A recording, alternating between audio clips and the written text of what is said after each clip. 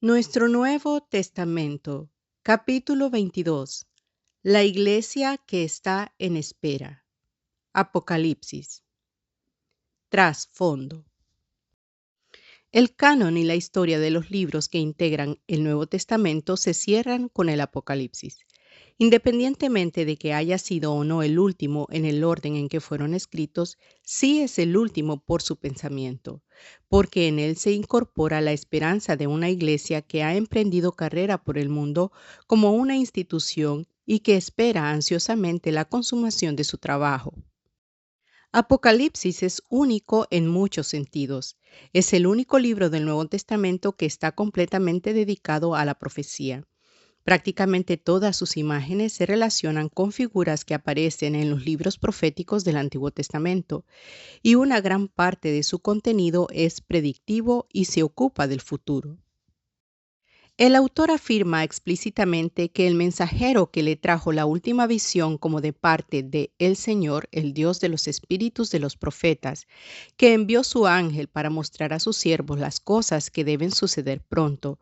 Apocalipsis 22:6. Y en el versículo siguiente se refirió a la profecía de este libro. El Apocalipsis pertenece a la categoría de la literatura apocalíptica. Dicha literatura se produjo, generalmente, en tiempos de persecución y de opresión, siendo el medio que se utilizaba para infundir valor a los que sufrían por su fe. Se caracterizaba por 1. Un intenso desesperar debido a las circunstancias de la época y una igualmente intensa esperanza de la intervención divina en el futuro. 2. Por el uso del lenguaje simbólico, sueños y visiones. 3. Por la introducción de poderes celestiales y demoníacos como mensajeros y agentes en el desarrollo del propósito divino. 4. Por la predicción de un juicio catastrófico de los malvados y de una sobrenatural liberación de los justos. Y 5. Frecuentemente por atribuir falsamente la paternidad literaria a un personaje prominente de la historia bíblica, tal como Esdras, Segunda de Esdras, o Enoc, el libro de Enoc. El libro de Apocalipsis posee la mayor parte de estas características, excepto la última, puesto que el autor declara su nombre dando por entendido que es conocido, no como un personaje célebre del pasado, sino como un participante actual de los sucesos de aquellos a quienes se dirige. Las condiciones bajo las cuales el libro fue escrito se pueden deducir con toda claridad del estudio de su contenido. Fue dirigido a las 7 iglesias de la provincia de Asia, las cuales durante un tiempo considerable habían estado en existencia y habían experimentado con intervalos en turno el crecimiento espiritual y la decadencia. En las cartas a estas iglesias hay indicios de que la persecución o era inminente o ya había comenzado. La iglesia de Esmirna iba a sufrir y a tener tribulación por 10 días. Antipas había sufrido el martirio en Pérgamo. Filadelfia iba a escaparse de la hora de la tribulación. Aun cuando estos pasajes se interpretan como eventos del futuro, la atmósfera del Apocalipsis respira hostilidad y opresión. En el cuerpo principal del libro se consideran como fenómenos ordinarios del ambiente al hambre, la guerra, la pestilencia, la angustia económica y la persecución. Ver citas bíblicas en el libro. Apenas cabe la duda de que la Roma imperial se le tomó como el modelo de los poderes políticos que Apocalipsis denuncia como enemigos del cristianismo. La bestia que tenía autoridad sobre toda tribu y pueblo y lengua y nación tenía su contraparte en el gobierno universal de la Roma de los Césares. La marca que los hombres se verían obligados a llevar para comprar o vender era el término usado para designar el sello imperial que se imprimía sobre los testamentos, contratos, escrituras de venta y otros documentos para darles carácter legal. La ramera llamada Babilonia la Grande, embriagada con la sangre de los santos y de los mártires, estaba situada sobre 7 montes, el número de los cerros de Roma. Sea que el Apocalipsis haya de interpretarse definitivamente en términos de Roma o no, es innegable que se aplicaba a Roma cuando por primera vez lo leyeron los cristianos. Versitas bíblicas en el libro. Dos escuelas de pensamiento prevalecen con respecto al tiempo y a las circunstancias que motivaron al Apocalipsis. Un grupo lo asigna a los días de Nerón, cuando el incendio de Roma provocó la persecución de los cristianos. Esta opinión se sostiene principalmente por dos consideraciones. Si Juan, el hijo de Zebedeo, escribió el Apocalipsis a la vez que el Evangelio y las epístolas que se le atribuyen, las diferencias radicales en lenguaje y en estilo entre estos y aquel podría explicarse más fácilmente si el Apocalipsis resultara ser un esfuerzo inicial, escrito cuando su dominio del griego todavía era imperfecto, en tanto que los evangelios y las epístolas habrían sido escritas en fecha posterior cuando Juan había adelantado en eficiencia. Además, se ha sugerido que el número místico 666 en 1318 es la suma total del valor numérico de las letras hebreas con que se escribe Nerón Quesar, y por tanto el personaje descrito en ese capítulo debe ser Nerón. Esta clase de razonamiento parece demasiado insustancial para garantizar una conclusión firme, especialmente cuando carece del apoyo de la tradición externa. La segunda posibilidad para señalar la fecha del Apocalipsis lo coloca al final de la primera centuria en el reino de Domiciano, entre los años 81 al 96 después de Cristo. Esta fecha tiene cuando menos la ventaja de contar con una evidencia externa explícita. Ireneo dijo que Juan recibió la visión no hace mucho, sino como en nuestros días, hacia el fin del reinado de Domiciano. Aunque probablemente bajo Domiciano no se extendió la persecución, su insistencia en ser adorado como Dios y la creciente tiranía de su dictadura lo colocaron en oposición al crecimiento del cristianismo, presagiándose bajo tales circunstancias el advenimiento cada vez más cercano de las condiciones sociales, económicas y religiosas profetizadas en el Apocalipsis. El Apocalipsis, pues, da testimonio de la creciente hostilidad entre la Iglesia y el Estado romano. Implica no necesariamente que una política universal de persecución contra los cristianos hubiera sido adoptada, pero sí hace suficientemente claro el hecho de que no cabía compromiso alguno entre un Estado pagano y la Iglesia cristiana. El resultado lógico del paganismo es el totalitarismo, que incluye la adoración del gobernante que controla todas las alianzas políticas, todos los recursos económicos, todas las ceremonias religiosas y la adoración personal de cada uno de los vasallos. La tolerancia que Roma concedió a la iglesia primitiva se convirtió en sospecha cuando Pablo y otros predicadores cristianos fueron acusados por los dirigentes judíos y la sospecha consecuentemente degeneró el desprecio y odio. Al final del primer siglo, los cristianos se encontraban a la defensiva en todas partes. Comprendían ya la verdad de las palabras de Jesús. Si fuerais del mundo, el mundo amaría lo suyo.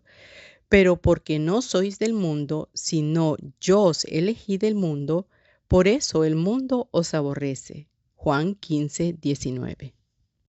El Apocalipsis fue escrito como un estímulo para las iglesias que estaban experimentando esta creciente hostilidad y como una advertencia a los descuidados y negligentes cristianos que estaban tentados a caer en una fácil conformidad con el mundo. Fue la última voz del siglo que terminaba. El autor, de acuerdo con su propio testimonio, se llamaba Juan y era testigo de las cosas que había visto. Estaba en Patmos, una isla rocosa alejada de la costa de Grecia, en donde había sido encarcelado por causa de su fe. Estando allí, le fue dada la visión que describe y se le ordenó transmitirla a las 7 iglesias de Asia, con las cuales tenía relaciones familiares. Versitas bíblicas en el libro. Una parte del griego del Apocalipsis parece tosco y hasta falto de gramática. Debería recordarse que el autor estaba intentando poner en el lenguaje humano escenas que no pueden describirse en términos ordinarios y consecuentemente su gramática y su vocabulario resultaban inadecuados.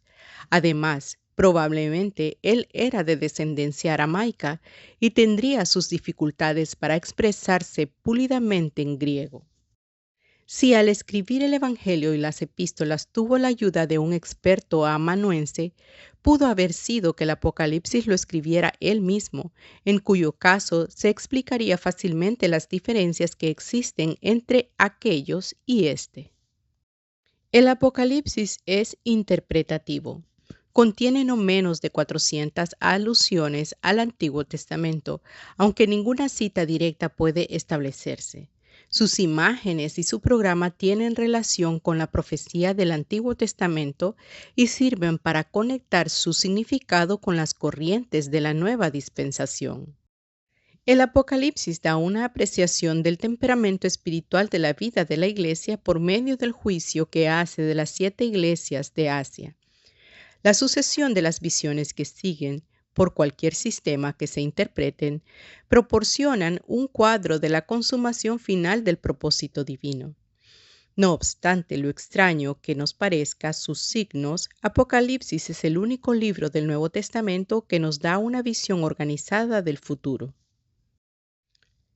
Interpretaciones. Entre los modernos expositores se encuentran 4 principales escuelas de interpretación del Apocalipsis. La escuela preterista. La escuela preterista sostiene que el simbolismo del Apocalipsis se refiere únicamente a los eventos contemporáneos de la época en que se escribió. Todas las imágenes de los sellos, las trompetas y las redomas no tienen referencia alguna con el futuro. El escritor, al hablar de los juicios futuros, simplemente expresaba su indignación moral por los abusos de su tiempo. Este es el punto de vista de la mayoría de los eruditos modernistas, R. H. Charles y C. S. Torrey, entre otros. Semejante método de interpretación tiene la ventaja de conectar el Apocalipsis con el pensamiento y los acontecimientos históricos de la época en que fue escrito, pero no deja ningún lugar para elemento alguno que se considere de carácter profético. La escuela idealista. El concepto de esta escuela, que a menudo se encuentra estrechamente aliada con la escuela preterista, considera el Apocalipsis nada más con un cuadro simbólico de la permanente lucha entre el bien y el mal, y entre el cristianismo y el paganismo. Sostiene que los símbolos apocalípticos no se pueden identificar con eventos históricos del pasado ni del futuro. Son simplemente aspiraciones o ideales. Raymond Calkin lo expresa así. Ya comprendemos, pues, lo que la palabra Apocalipsis significa. No quiere decir una revelación de los futuros misterios del fin del mundo, del milenio o del día del juicio, ni tampoco significa esencialmente el descubrimiento de las glorias del cielo o la bienaventuranza de los redimidos. Más bien indica la revelación del Dios infinito, poderoso para salvar, descubrimiento que ha de consolar y de inspirar al pueblo de Dios, conociendo la absoluta potencia conquistadora del Salvador omnipotente. El método idealista de interpretación tiene la ventaja de enfocar la atención del lector sobre la verdad ética y espiritual del Apocalipsis, más bien que sobre los aspectos debatibles de su simbolismo. Por otra parte, tiende a menospreciar ese simbolismo como un vehículo de la profecía. Su espiritualización despoja al Apocalipsis de todo valor predictivo y lo desocia de cualquier consumación histórica final. El día del juicio, según esta teoría, llega donde quiera que un gran asunto moral se decide. No es un clímax final en el que un Cristo sobrenatural asciende a un trono visible. La escuela histórica. La interpretación histórica sostiene que Apocalipsis bosqueja en forma simbólica todo el curso de la historia de la Iglesia desde Pentecostés hasta la venida de Cristo. Los símbolos retratan en sucesión los grandes eventos que han tenido lugar, es decir, los sellos son el deslique del Imperio Romano. La erupción de langostas del abismo da un cuadro de las invasiones mahometanas, etc. Cada acontecimiento principal en la historia de la cristiandad fue de esta manera ampliamente predicho, de tal manera que el Apocalipsis se convierte en un calendario de eventos escritos y en desarrollo. La mayor parte de los reformadores, hasta donde se ocuparon del Apocalipsis, la mayoría de los antiguos comentarios y muchos modernos predicadores evangélicos como A. J. Gordon y A. B. Simpson sostienen este punto de vista.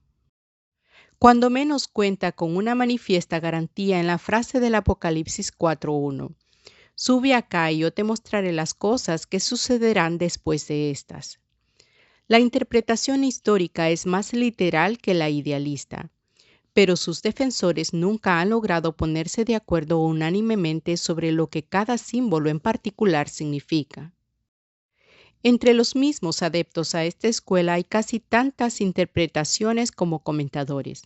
No todos pueden estar en lo exacto, y siendo que les separa tan amplias divergencias, hay cuando menos la posibilidad de que sus métodos están equivocados.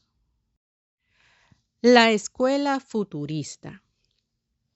Esta escuela sostiene que los primeros 3 capítulos del Apocalipsis se aplican o bien a la situación que reinaba cuando el libro fue escrito, o que las 7 iglesias de Asia representan 7 épocas de la historia de la iglesia, estableciendo puente entre la abertura del tiempo que corre entre la iglesia apostólica y la segunda venida de Cristo.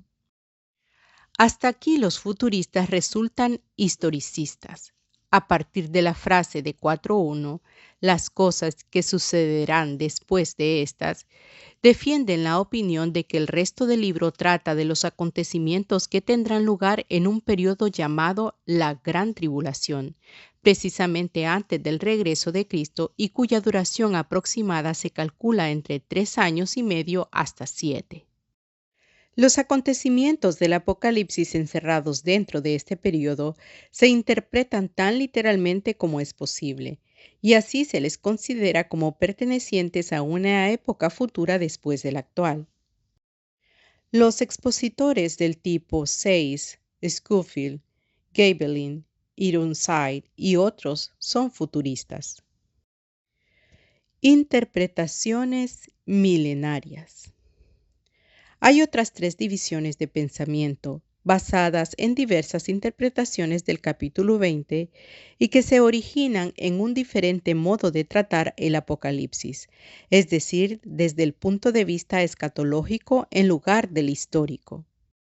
El punto de divergencia en la interpretación tiene su pivote en la pregunta referente a que si los 1000 años tienen que considerarse como literales o como simbólicos, y si han de preceder o de seguir a la segunda venida de Cristo.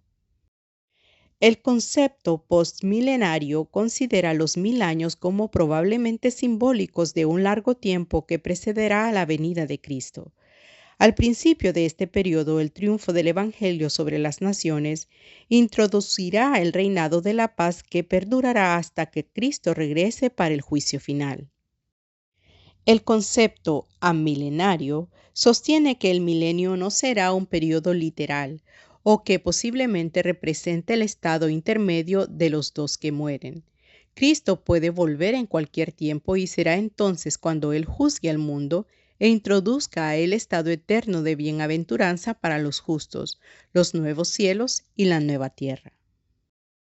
El concepto premilenario afirma que Cristo volverá personalmente para iniciar su reino, que los justos muertos resucitarán con su Señor sobre la tierra durante 1000 años, que posteriormente a este largo reinado habrá una rebelión final que inmediatamente será sofocada. Los malvados muertos serán juzgados y entonces se iniciará el estado eterno. No hay una necesaria correlación entre estos diversos conceptos y las interpretaciones cronológicas previamente definidas. Por lo general, el asunto milenario se trata seriamente nada más que por los historicistas y los futuristas, ya que los preteristas e idealistas no consideran los 1000 años sino como un mero símbolo. El diagrama de la página siguiente ilustra los diferentes métodos de interpretación. Contenido. La verdadera clave para la interpretación del Apocalipsis no se encuentra en ninguna de estas teorías, no obstante sus méritos, sino en la estructura del libro mismo según la presentación que hace de la persona de Cristo. El título del libro es La revelación de Jesucristo, que Dios le dio para manifestar a sus siervos las cosas que deben suceder pronto, e indica que el tema central es la persona de Cristo como revelador del futuro. Es motivo de alguna discusión saber si la revelación de Jesucristo significa revelación de su persona o la revelación que Él dio, es decir, proceder de Él. Si la primera de estas interpretaciones define el tema, entonces Apocalipsis resulta un descubrimiento de la persona de Cristo en cuanto a la revelación que guarda con el futuro. Si se toma la segunda, el tema principal será el programa del futuro proporcionado por medio de Cristo. Cualquiera de estas dos interpretaciones del título es gramaticalmente posible, y de cualquiera de los dos modos Cristo es la figura central del libro. Mucha controversia se habría podido evitar si los expositores se hubieran acercado al Apocalipsis desde el punto de vista neutral de su estructura literaria, haciendo que su escatología dependiera de su cristología. Interpretaciones del Apocalipsis. Ver cuadro en la página 460 del libro. Una segunda guía hacia el contenido del libro aparece en la forma que a éste le dio la experiencia del autor. Evidentemente el libro consiste en una serie de visiones, cada una de las cuales es una unidad en sí misma. En tanto que hay muchas unidades menores introducidas por frase y vi. Hay 4 principales divisiones introducidas por la frase en el espíritu. Estas divisiones son de diverso contenido y de desigual longitud, pero sirven para darle organización unitaria al libro. Juntas con el prólogo y el epílogo, dan 6 secciones para el Apocalipsis. Aparecen varias series de 7 a lo largo del libro. Hay 7 iglesias, 7 espíritus de Dios, 7 sellos, 7 trompetas, 7 truenos, 7 redomas, 7 personajes principales y 7 bienaventuranzas. Algunas de estas son partes de la estructura literaria del libro y se dan en riguroso orden, las otras no. El uso del número 7 indica un designio de pensamiento que hace del Apocalipsis algo que es mucho más que una casual acumulación de fantásticos símbolos. Otras combinaciones numéricas o series aparecen más raramente. Hay 24 ancianos, 4 criaturas vivientes, 4 jinetes, 4 ángeles, 144,000 compañeros de los redimidos, 12 puertas de la ciudad de Dios, 12 fundamentos, 12 clases de fruto en el árbol de la vida y algunos más. Otra frase merece mención. Se dice que hubo relámpagos y voces y truenos. Los últimos 3 de estos ocurren respectivamente al final de una serie de juicios. ¿Están repetidos? ¿O son una clave para que entendamos que los 3 indican un solo juicio y que por lo mismo cada repetición sirve para aumentar la certeza que nos dejó la mención anterior? Ver citas bíblicas en el libro. Bosquejo. Utilizando las guías que el mismo libro nos proporciona, proponemos el siguiente bosquejo. La revelación de Jesucristo. Ver bosquejo en la página 462 a la 464 del libro. Evaluación. Aunque en este libro no aspiramos a dar la interpretación definitiva del Apocalipsis, creemos que unas cuantas observaciones serán de valor para el estudiante. Está escrito en el estilo de la literatura apocalíptica, pero difiere notablemente del grupo que generalmente forman tales escritos, en que tienen un autor definido que declara su nombre y el nombre de los destinatarios a quienes se dirigen. El principal propósito que lo anima no es presentar de antemano todos los detalles de la historia de la Iglesia, sino poner a la vista las tendencias generales de la presente época y el fin a que se aproximan con el regreso personal de Cristo. La triple declaración y el desafío del epílogo "Yo vengo pronto" sirven para reiterar la promesa a sus iglesias y hacen que todo el libro se convierta en una advertencia para el mundo y en un estímulo para el pueblo de Dios. Versitas bíblicas en el libro. Hay ciertas unidades que saturan todo el libro. La persona de Cristo es dominante. Primero, como la glorificada persona con flameante aspecto, vestida de blanco, que inspecciona, reprueba y aconseja a la iglesia. Como demandante del derecho a administrar juicio bajo la autoridad del rollo sellado. Él es el Cordero que ha adquirido este derecho mediante su trabajo redentor. En la ejecución del juicio, Él es el conquistador, que como general romano en triunfo monta un caballo blanco y ostenta el título de Rey de Reyes y Señor de Señores. En la consumación de todas las cosas, Él es el esposo de su pueblo, a quien también se llama el Cordero por causa de la redención hecha por Él. Versitas bíblicas en el libro. El arreglo cronológico del Apocalipsis es disputable. El historicista ve en él un completo calendario de los principales eventos desde que se escribió hasta la venida de Cristo. El futurista relega la mayor parte del libro a un periodo de 7 años que precede inmediatamente a la aparición del Señor, y el preterista y el idealista lo consideran independiente de toda cronología. Algunos factores, sin embargo, aparecen claramente. Las cartas en los primeros 3 capítulos fueron dirigidas a iglesias que existían en las ciudades de Asia, en forma que se refieren a un periodo contemporáneo con el autor.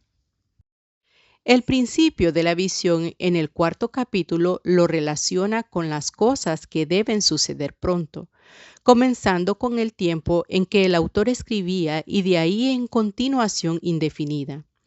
Las últimas 2 visiones del libro aún no se han cumplido y se aplican al final de los tiempos que están por venir. El Apocalipsis, por lo tanto, pertenece parcialmente al pasado, parcialmente al presente y parcialmente al futuro. Las últimas 2 secciones son paralelas entre sí. La primera, Apocalipsis 17:1 al 21:8, se ocupa con la condenación del perverso sistema mundial representado por la ramera, Babilonia. La segunda, Apocalipsis 21:9 al 22:5, describe la final comparecencia de la esposa de Cristo, la Nueva Jerusalén. El paralelismo de estas 2 secciones envuelve tanto un parecido como un contraste. Ambas son introducidas por uno de los 7 ángeles que tienen las 7 redomas. El mensajero celestial invita al visionario a contemplar la escena con las palabras: "Ven acá". Ambas representan el cumplimiento de un propósito. La primera, el fin de la tendencia que se aparta de Dios. La segunda, el final de la redención. El paralelismo de contraste es igualmente claro. La primera sección introduce una ramera, la segunda una novia. La primera coloca la escena en un desierto, la segunda sobre una montaña. La primera dice que sobre la ramera están escritos nombres de blasfemia. La segunda declara que los nombres de las 12 tribus y de los 12 apóstoles están escritos sobre la santa ciudad. La primera presenta a Babilonia, la ciudad de corrupción y de juicio. La última describe a la Nueva Jerusalén que baja del cielo limpia y casta. La primera aparece en horrendo juicio. La última perdura en la eterna luz. La primera está en maldición, la segunda en bienaventuranza. Versitas bíblicas en el libro. El libro del Apocalipsis nos da una divina perspectiva de la historia. Como quiera que sus símbolos se interpreten en detalle, su inmenso y completo panorama es el de la divina santidad que contempla a la vez las virtudes y los fracasos de las iglesias y la condenación y la esperanza del mundo. El mensaje a las iglesias se despacha por la persona que se mueve en medio de los candeleros de oro. La escena para la administración del juicio se centra alrededor del trono de Dios, y el juicio final se pronuncia desde el mismo trono. En la descripción de los nuevos cielos y la nueva tierra, el trono aún ocupa el centro, y de él fluye el río de la vida.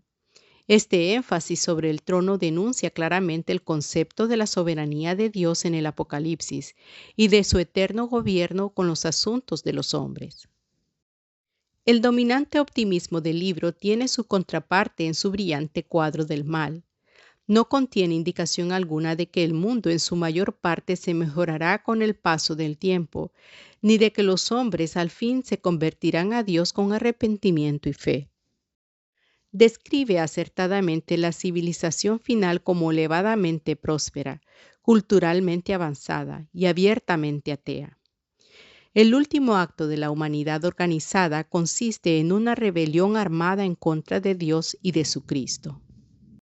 En ningún otro libro de la Biblia, con excepción de las palabras mismas de Jesús, se describe en forma más terrible la condenación final del pecado. Para el hombre moderno de mediados del siglo XX, el Apocalipsis parece menos apocalíptico que lo que pareció a su padre y a su abuelo.